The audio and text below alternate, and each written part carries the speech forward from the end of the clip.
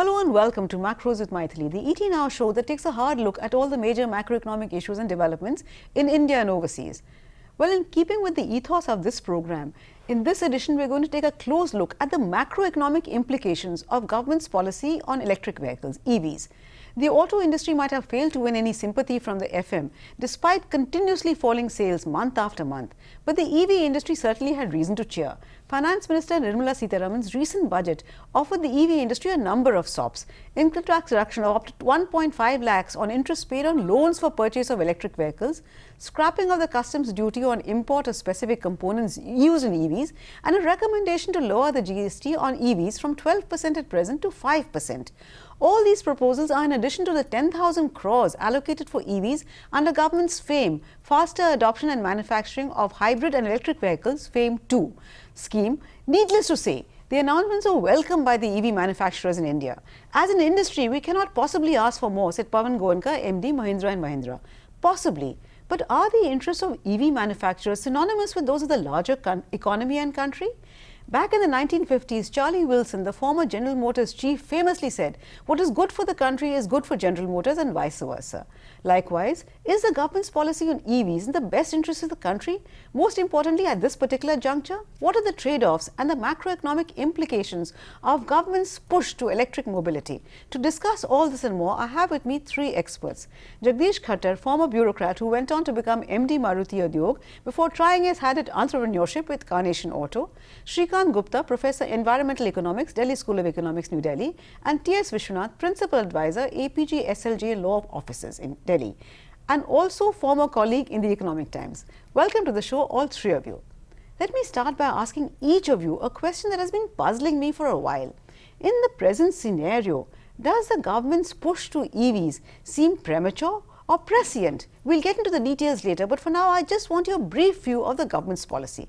Let me start with you, Mr. Khattar. Well, it's long term, but with not sufficient roadmap. Shrikant, would you agree? Because my question really is in the context of our present scenario. I'm not asking you to take a long-term view or caveats, but right now, is it premature or prescient? Well, you are asking an academic to be brief. Now, that's a challenge. Along with the EV policy, that's also a challenge, yes.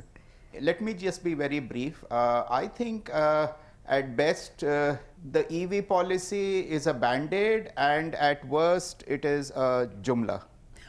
Okay, that was also very brief. Vishy, your turn. Are we putting the cart before the horse? I think yes, it is, because I think there's need for transition or not disruption here.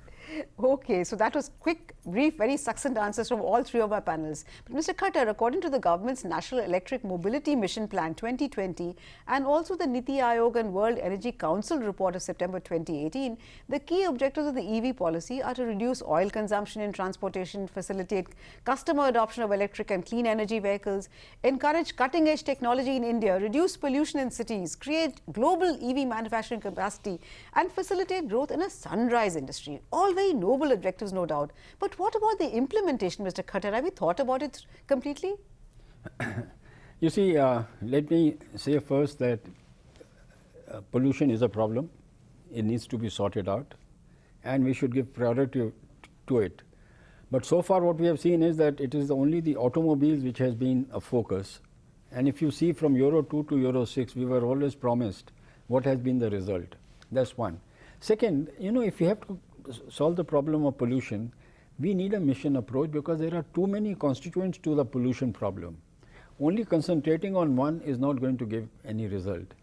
So, you know, you are asking for so many things to be achieved through EV, but any success in a industry like automobiles, you need the manufacturers on board, because we are producing 28 million motorcycles, 3.5, 4 million cars, etc. I mean, unless they are there, the new players are more in the valuation, technology, and they have enough money pouring in. Can they replace the major manufacturers? Doubtful. Can other manufacturers do it? Yes. But what they need is a roadmap. I remember we used to have, with the government, we sat down together to have a 10-year roadmap for safety features and for emission. Do we have a roadmap for EVs? Number two, is EV the only option, or it should be one of the options? Because if you listen to the Japanese, they are working on hydrogen. So coming back, we need EVs. It has to come, but it has to be done in consultation with the industry so that everyone is on board. As you mentioned, we don't want a disruption. You have 4 million people who are working. They need to be retrained. Vendors, we are exporting at $10 billion worth of cars and components. And B, you know, we need a transition. Yeah, Even sure. yesterday I read that in UK, the car transition is going to be in 2040, even though they started 15 years back. Absolutely. So we need both to go together. Let the customers decide. Let us not ban. Let us incentivize. And Absolutely. if you are going to have a security from 10 suppliers of oil, are we getting a security from one supplier of batteries? Sure. Lastly, what about disposal of batteries? Absolutely, At the yeah. end of it, they'll cause you more problems. So I won't take most of your time, but I would like that there should be a phasing. You can select some cities where the pollution is there. You cannot have it all India. Get the industry on board, lay down the map, and let there be no banning, let there be incentivization. Let's go together and let customers Sure. decide, let Okay. everyone work for it. Okay. Shrikant, Mr. Khattar raised a very relevant point. Is this the only way to ensure environmental protection? And that's my question to you. Is this the only way? Are there better, cheaper, more efficient ways to ensure that we get pollution under control? Firstly, I couldn't agree more with Mr. Khattar. I think he's given a very, very thought out and comprehensive answer. I will make 3 points. My first point is that when you are doing EV, where is that electricity being produced? If that electricity is being produced by coal fired thermal plants, which most likely it will be, and that pollution is anyway going to come downstream, pollution is not just in Delhi, pollution is in the entire Indo-Gangetic plain. So thermal power plants are as much responsible for particulate matter and the cloud of pollution hanging over much of the Indo-Gangetic plain. So it's really a farce to think that pollution will be reduced by EVs, maybe locally a wee bit in Delhi, but then you are increasing it in some other parts of the country. That's the first point. The second point is that mobility is about moving people, mobility is not about moving vehicles. And our urban transport planners are stuck in paradigms of the 1950s. My third point is basically people who don't learn from the past are condemned to repeat the mistakes. I would like to remind everyone of the fiasco of the Ola experiment in Nagpur, which was started under the same minister. I'm sure you all remember that with much fanfare in 2017, Ola rolled out EVs on a pilot basis in Nagpur. It ended up as a fiasco. All Ola drivers returned their electric vehicles because the infrastructure was poor, the costs were high. So I don't understand why this government doesn't want to learn from its mistakes and is going on with one jumla after another jumla. Well, that is spoken very bluntly and frankly like a true academic.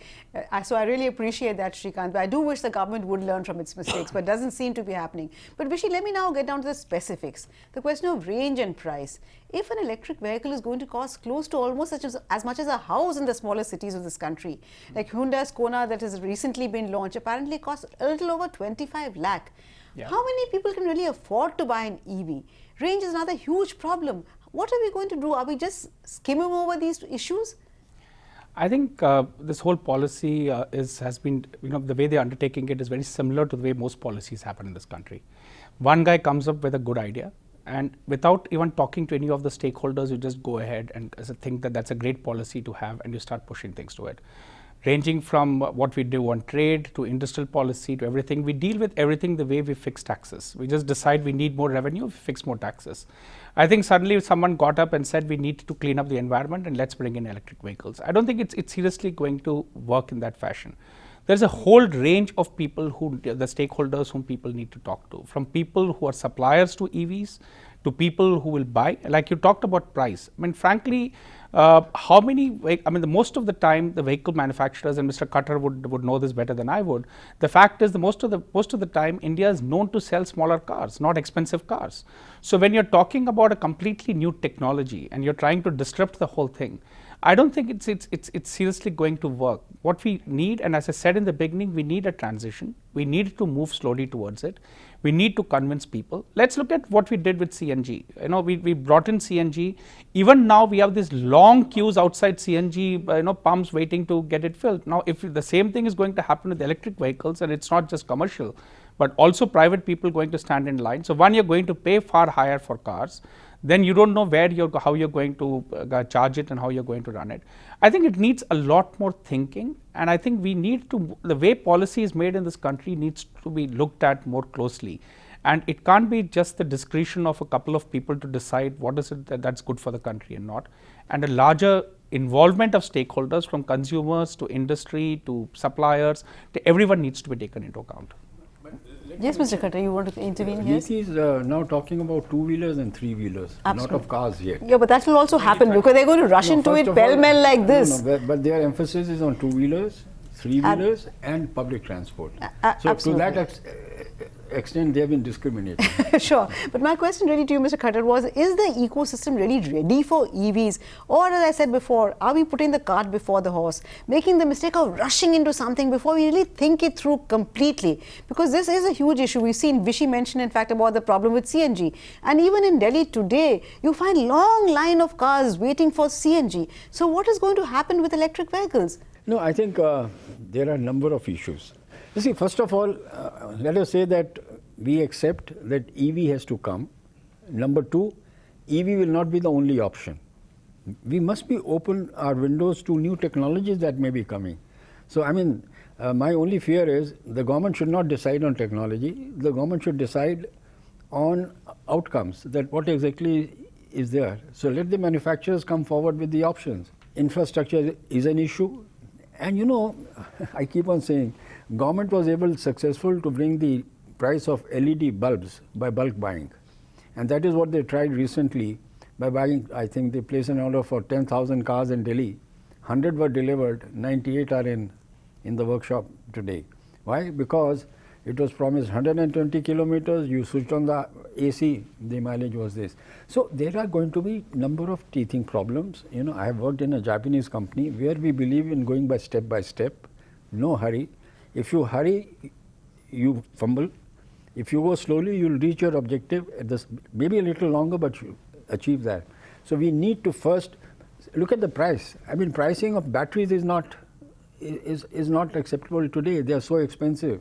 They are coming with alternatives of making it, changing it instead of being a part of the car. So coming back, infrastructure is a huge problem. India is not Los Angeles or San Francisco, where you have huge houses with big garages you can have inside, or in companies where you can do it. Go to Delhi, to Janakpuri, Vasant Kunj, where are you going to get charging stations? So my suggestion would be have, first of all, less scrap vehicles, old vehicles. One old vehicle is equivalent to 8 new vehicles. Can we do that? Because emission is an issue. Number B, please encourage hybrid in the intervening period. Why is hybrid? You know, they become anti-hybrid. In order to push that, no product can be successful by banning an alternative. Let both the products compete. You know, even in your telecom, you had CDMA and you had GSM. Both were allowed. One didn't. Customer has a choice. They'll be able to do it. Then you have the CAFE norms. That is, a company must produce an average of so much of emission. That also achieves the objective. So I think number of things are required, and I would suggest that while we have to go this route, but let's find out, sit down together with all the stakeholders, what happens to 4 million workers? Will they be retrained? Sure. Will then, you know, the insurance companies, finance companies, Absolutely. so many people The whole are involved. ecosystem around the present automobile industry. So we need to yes. have a really close look at it. Shrikant, I'm not going to drag you into the discussion on price and range, but I wanted to ask you a question which you mentioned earlier.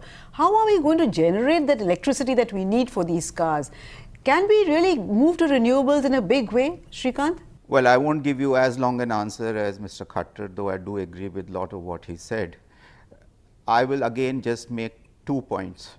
My first point is that we are all thinking of EVs as something that is going to come later. I would encourage my fellow economists in the Niti Aayog who probably drafted this report to open their windows and just look out, and you will see what are called e-rickshaws, which have proliferated in our city, and you will also see them in many other cities in India. It's an informal sector. While we sit in the studio and debate EVs are happening. EVs are happening in an chaotic, unplanned manner, and EVs are already here. And frankly, it has helped in the last mile connectivity from metros, etc. It hasn't, just go and ask e-rick what he or she does with the battery, and so on and so forth. So I think this whole thing about being out of touch with reality for us in these studios, for our colleagues in Niti Aayog, is highly problematic. My second point is basically about the pollution issue that I already mentioned to you. You're just pushing the problem downstream. You're not at all addressing the problem of air quality on a regional scale. And if I may add just one quick third point, which I made earlier, why cannot we do a pilot? Simply because let's revisit Nagpur. Let's revisit the problems that Nagpur faced. Sure. Maybe Srikanth, possibly because we may not be very happy with the conclusions of the pilot. Why was the Nagpur experiment a failure?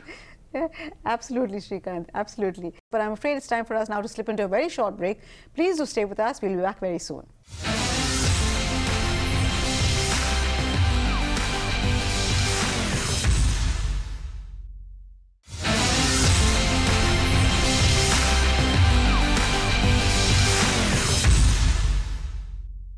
Welcome back. You're watching Macros with Mythili, and we're discussing the macroeconomic implications of the government's thrust towards electric mobility. Is it wise? Is it unwise? Is it hasty? Vishy, my question to you really now is the auto industry as we know it today really ready for this paradigm shift?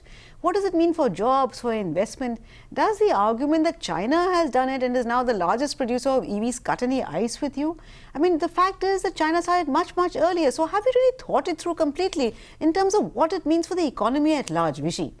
You know, I want to take 2 minutes to talk about the history of EVs in India. Yeah. It is industry in 2010 which went to the government and said, let's start EVs.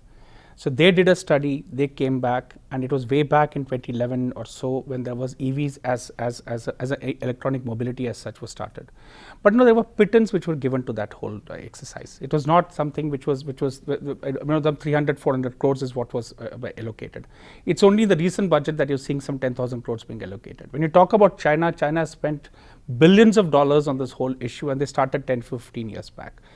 Now, industry, if you really, I mean, we're talking in the media, we see in the written media, we hear in the media, everyone in the industry has said that we are not yet ready. I mean, as Mr. Khattar pointed out, that it's only two-wheelers and three-wheelers.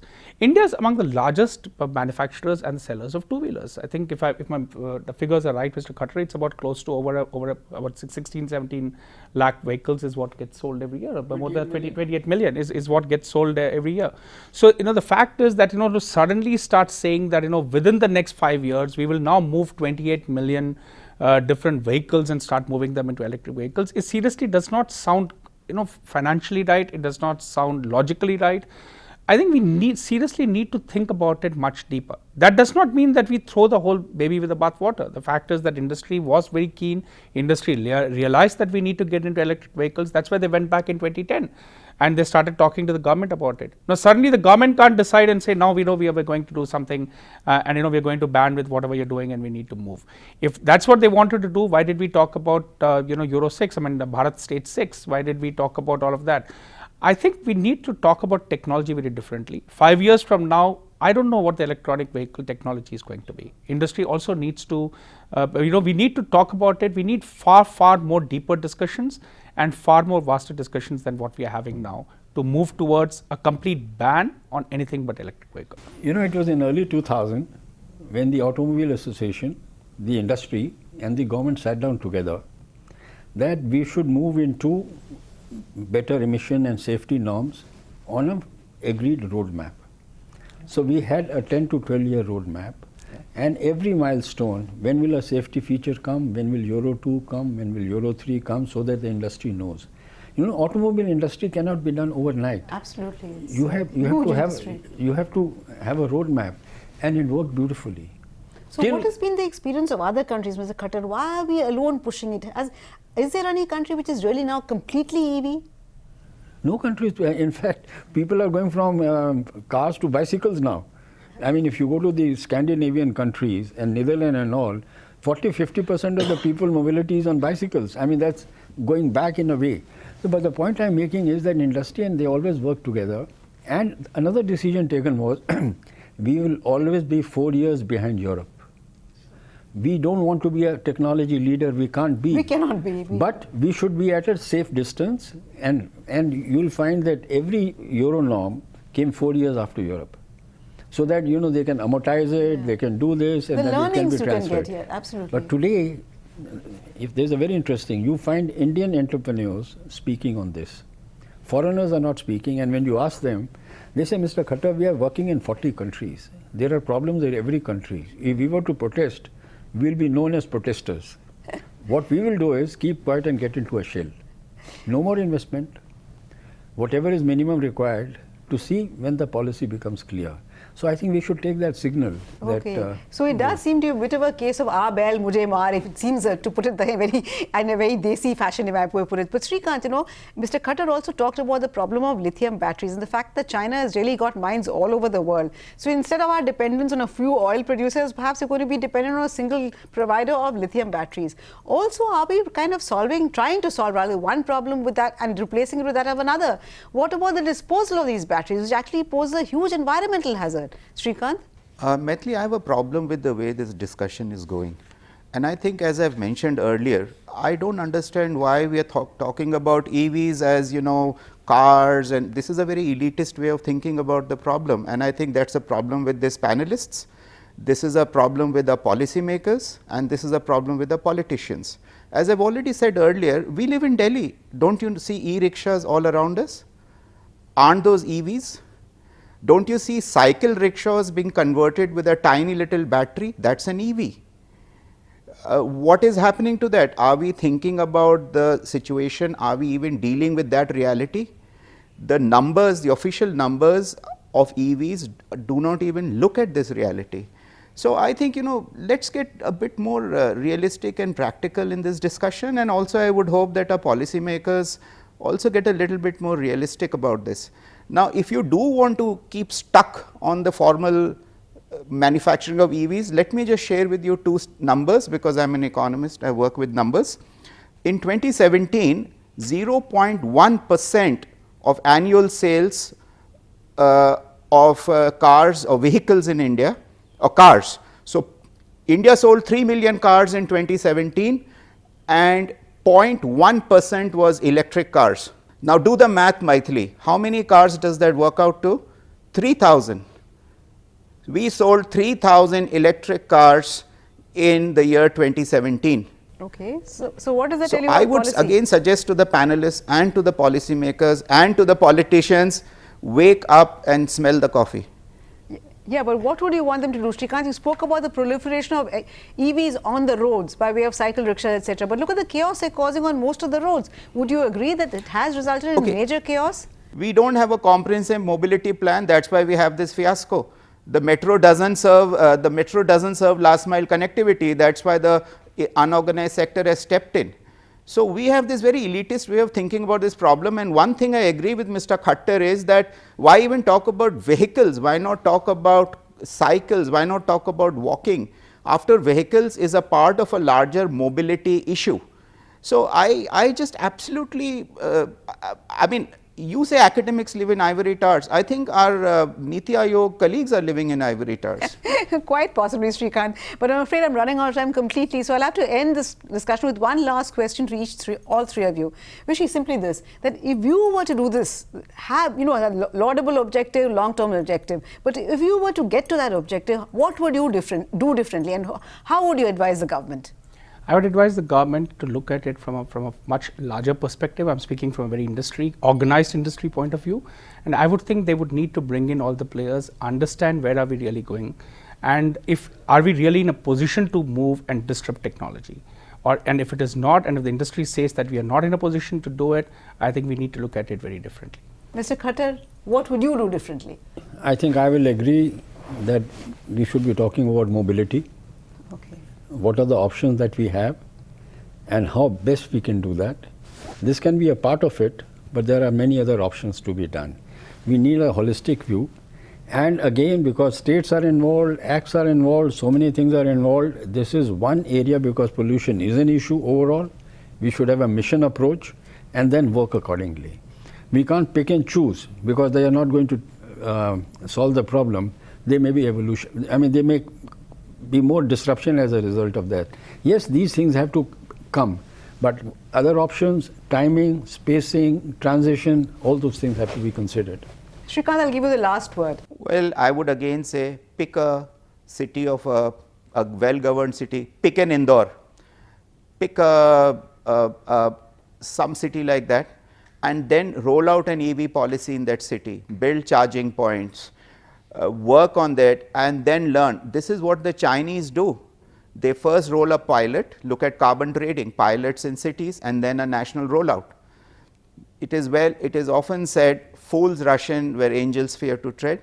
So, my last point would be hasten slowly, do a pilot in a reasonable mid-sized well-governed city, learn the lessons and stop grandstanding and coming up with jumlas. Certainly the message that comes across very clearly from all three of our panelists who are experts is proceed slowly. Do not make haste when there are huge costs and the benefits are very uncertain. Thank you so much Mr. Khattar, Rishi and Shrikant for joining me in this very interesting discussion. I do hope government lends a ear and doesn't go like a bull in the china shop. Thank you so much for watching. Remember, we'll be back next week with yet another edition of Macros with Mythili. Till then, it's thank you and goodbye from all of us at ET Now.